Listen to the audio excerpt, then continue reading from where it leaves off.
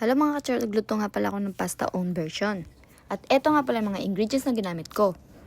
Inuna ko na nga pong lutuin yung pasta. Lagyan na rin natin ng konting mantika at asin para di magdikit-dikit at magkaroon ng konting lasa yung pasta. Sunod naman natin lutuin ng ground pork. Mga ka-churl, pwede kayong gumamit ng butter. Ako kasi nagkamali eh. Isinunod ko na rin nga po yung hotdog.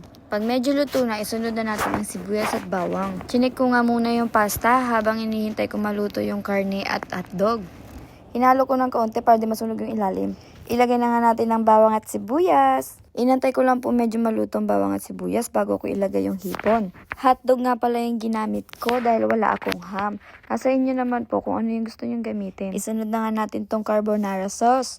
At sinabay ko na rin yung all-purpose cream. Imekos-mekos lang po natin yan mga kacharot at hintayin natin kumulo. Tinakpan ko po yan ng 10 to 15 minutes.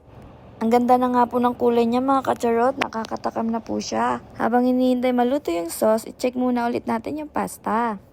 Nilagyan ko nga rin po ito ng cheese para sobrang creamy. Sinunod ko na nga rin po ang pamintang durog at konting asin para pampalasa. Mekos-mekos lang po ulit natin. Hintayin lang nating maluto.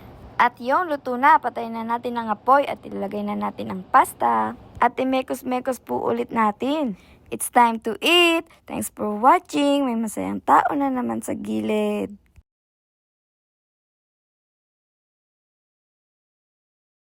It's time to eat! Thanks for watching! May masayang tao na naman sa gilid.